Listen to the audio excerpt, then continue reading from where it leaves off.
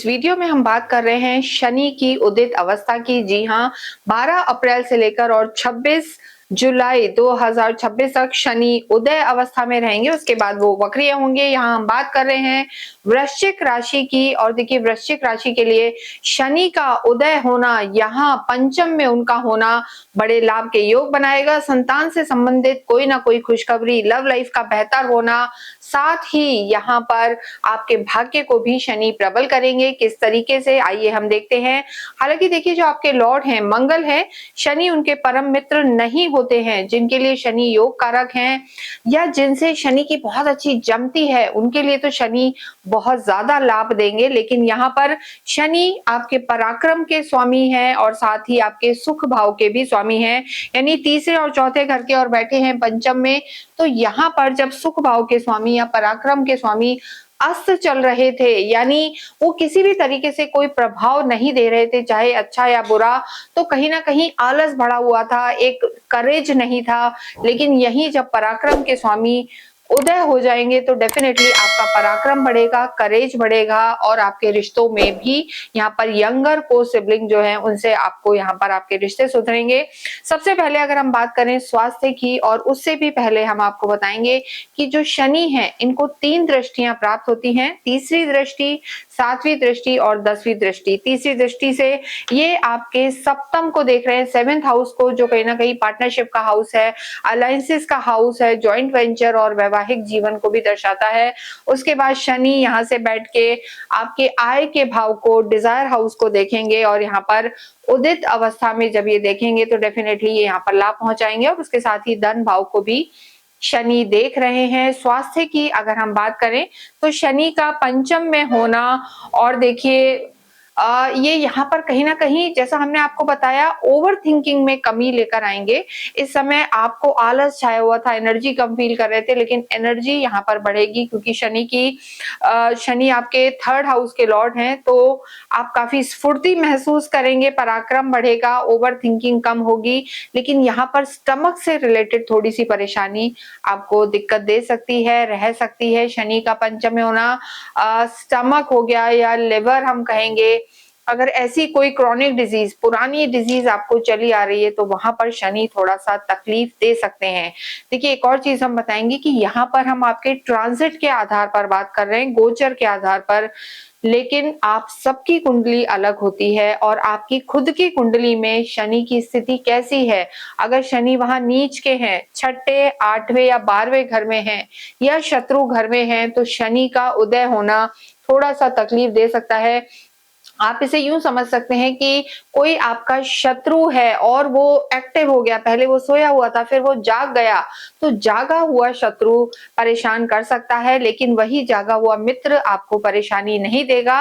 तो ऐसी स्थिति में आपकी कुंडली में शनि की स्थिति कैसी है, इस पर भी बहुत कुछ निर्भर करेगा। लेकिन यहाँ आप अपने स्वास्थ्य का ध्यान रखें और खाने पीने का ध्यान रखें। डाइजेशन की प्रॉब्लम आपको दिक्कत दे सकती है, और स्किन का भी थोड़ा सा ध्यान रख के चलना है। लव लाइफ की बात करेंगे तो देखिए, लव लाइफ में ही शनि मौजूद है, पंचम भाव लव लाइफ का है। यहाँ पर शनि का होना और उदित होना, देखिए जहां शनि बैठते हैं वहां वृद्धि कराते हैं।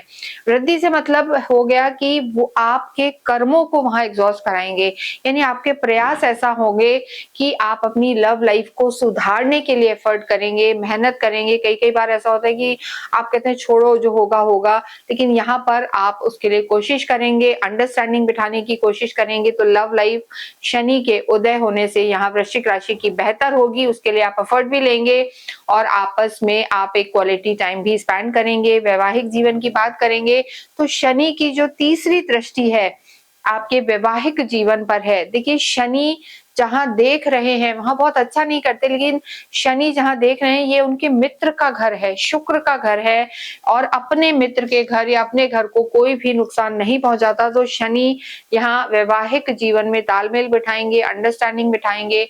आप घूमने फिरने जा सकते हैं, क्वालिटी टाइम स्पेंड करेंगे, और इसके साथ साथ जिन लोगों का विवाह नहीं हुआ है उनके लिए भी यहाँ पर ये हाउस एक्टिव होगा और वैवाहिक जीवन के योग बनेंगे। यानी शनि का उदय होना आपकी फैमिली लाइफ लाइफ और वैवाहिक जीवन दोनों के लिए यहाँ पर तालमेल बिठाने वाला लग रहा है। कार्य क्षेत्र की स्थिति यहाँ पर बेहतर है। हालांकि देखिए कार्य क्षेत्र के लॉर्ड आपके सूर्य हैं, सूर्य और शनि की बहुत अच्छी नहीं जमती, साथ ही मंगल और शनि की भी नहीं जमती, लेकिन धन धान्य की स्थिति यहाँ बेहतर रह सकती है। धन भाव पर शनि देख रहे हैं तो देखिए यहाँ पर अगर आपका कोई भी कार्य सरकारी क्षेत्रों से जुड़ा हुआ है तो वहां पर थोड़ी सी स्लो डाउन आप फील कर सकते हैं। इसके अतिरिक्त एक्सपोर्ट इंपोर्ट का काम है, वहां भी स्लो डाउन फील कर सकते हैं।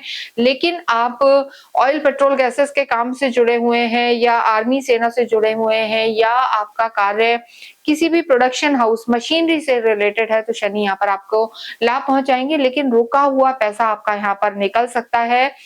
और देखिए शनि जो गुरु के घर को देखेंगे यानी धन भाव पे देखेंगे तो शनि और गुरु न्यूट्रल होते हैं, तो ऐसी स्थिति में धन की स्थिति वृश्चिक राशि वालों के लिए ठीक नजर आ रही है। एक लंबे संघर्ष के बाद ही सही, लेकिन आपका धन की स्थिति बेहतर होगी और अचानक से यहाँ पर आपको धन लाभ हो सकता है। पैतृक संपत्ति से भी आपको लाभ हो सकता है, लेकिन वृश्चिक राशि को यहाँ अपनी वाणी का ध्यान रखना होगा। कटु वचन या एग्रेशन को आपको कंप्लीटली अवॉइड करना होगा तो चीजें बेहतर रहेंगी। विद्यार्थियों के लिए समय अच्छा है। शनि आपके विद्या के हाउस में है तो आप मेहनत करेंगे, यहाँ पर एफर्ट डालेंगे, मेहनत करेंगे और यहाँ पर लाभ की स्थितियां बनी हुई हैं। विदेशों में जाकर पढ़ना चाहते हैं, डॉक्यूमेंट से रिलेटेड कोई परेशानी थी, वीजा पीआर इनके लिए ट्राई कर रहे थे तो यहाँ पर आपकी वो परेशानी दूर होगी और आपकी सफलता के रास्ते खुलेंगे। आध्यात्मिक आप होते हैं और यहाँ पर आप काफी सोच वाले व्यक्ति भी होते हैं, तो आध्यात्मिक जर्नीज यहाँ पर रहने वाली है। मनोकामनाएं जो आपकी अध्यात्म को लेके थी, क्योंकि देखिए शनि की दृष्टि लाभ भाव पर भी है तो कहीं ना कहीं बुध का घर है जो शनि के परम मित्र हैं, तो जो आपकी मनोकामनाएं थी, डिजायर्स थी अपने बड़ों से लेकर या अपने बड़े भाई बहनों से रिलेटेड आपको फायदा होगा। धार्मिक यात्राएं होगी, शिव मंदिरों के दर्शन आप इस समय अवश्य करते हुए देखे जाएंगे। तो अध्यात्म यहाँ पर बढ़ेगा, धार्मिक यात्राएं बढ़ेंगी, दान पुण्य बढ़ेगा।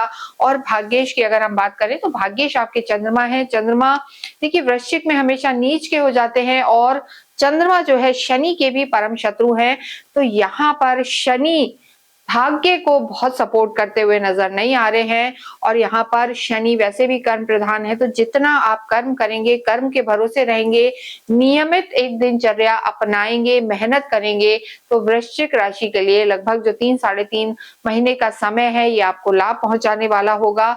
जल्दबाजी नहीं करनी है और स्वास्थ्य को लेकर आपको थोड़ा नियमित रहना है, तो ये समय आपका अच्छा रहने वाला है। आपको अपने लॉर्ड हनुमान जी की आराधना करनी चाहिए, हनुमान चालीसा का आप पाठ करें। संध्या के समय ओम शम शनिश्चराय नमः का जाप करें और असहाय लोगों को अन्न का दान करना आपके लिए लाभकारी रहेगा। जाते हुए कमेंट बॉक्स में ओम शम शनिश्चराय नमः अवश्य लिखें।